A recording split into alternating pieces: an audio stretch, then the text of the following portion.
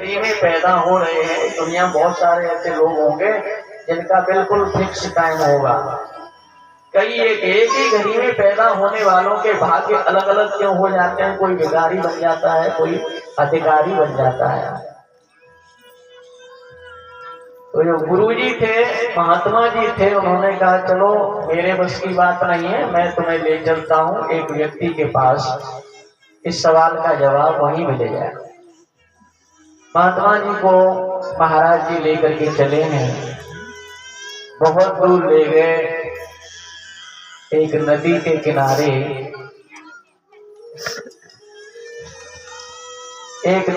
किनारे एक बूढ़ा व्यक्ति आग में से निकाल करके बुझा के कोयला खा रहा था। कोयला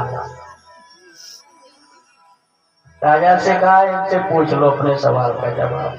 तो उनसे पूछा, बोले एक ही मुहूर्त में पैदा होने वालों के भाग्य अलग अलग क्यों होते हैं?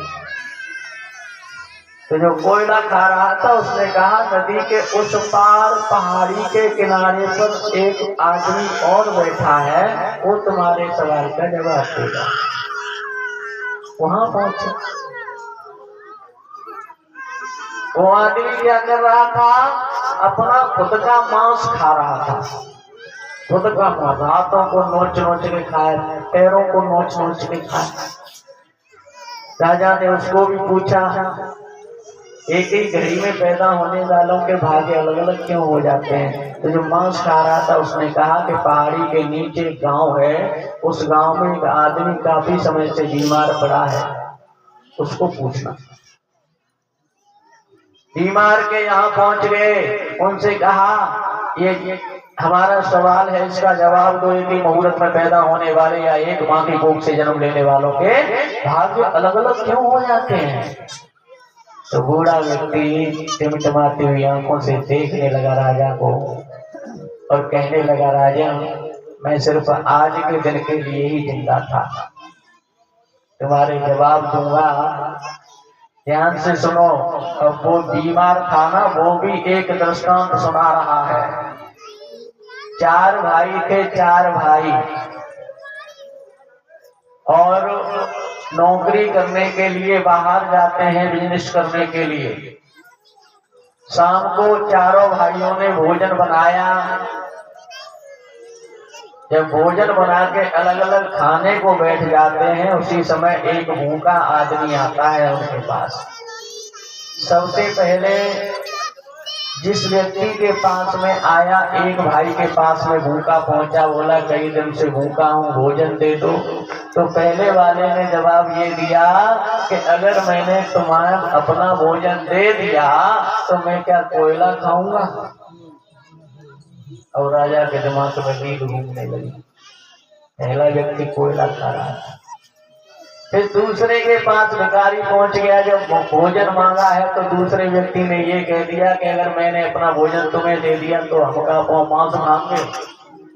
राजा का दिमाग मांस खाने वाले के पास पहुंच गया। तीसरे भाई के पास में पहुंचे हैं, वही भिखारी भिक्षुक जो भूखा था। तीसरे ने ये कह दिया कि तुम्हें अपना भोजन दे करके हमें बीमार थोड़ा ही पड़ना है, भूख तो हमको भी लग रही है। तो हे राजा, राजा की समझ में तो आ रहा था। फिर वो चौथे के पास पहुंचा, चौथे भाई के पास पहुंचा है, तो चौथे भाई ने पूरा का पूरा भोजन दे दिया उस भिखारी को, उस भूखे को। उसकी दुआओं से वो चौथा जो था वो राजा बन गया। कुछ समझ में आया? राजा कहने लगा, हाँ बहुत अच्छे से समझ रहा हूं। इसका मतलब आप मेरे भाई हो सब? हाँ, एक ही माँ की कोख से पैदा हुए, लेकिन अलग अलग कैसे भाग्य हो गए? क्योंकि उन्होंने भूखे को भोजन नहीं खिलाया। तो किसी का भाव ऐसा होता है कि कोई उनके सामने भूखा न रह पाए, और किसी का भाव ऐसा होता है कि भिखारियों से भी छीन लेते हैं। कर्म का बहुत बड़ा महत्व बताया है। तो आज से ही करने को संभाल करके चलेंगे। हम ये नहीं कह रहे कि तुम मंदिर में जाओ, पूजा पाठ करो, ये करो वो करो, ज्यादा समय निकालो। वरना ये दुनिया ऐसी है कि काम चोर रह गए, ये काम चोर, इसलिए पुजारी का हिफान बनाते हैं। तो सबसे पहले अपने काम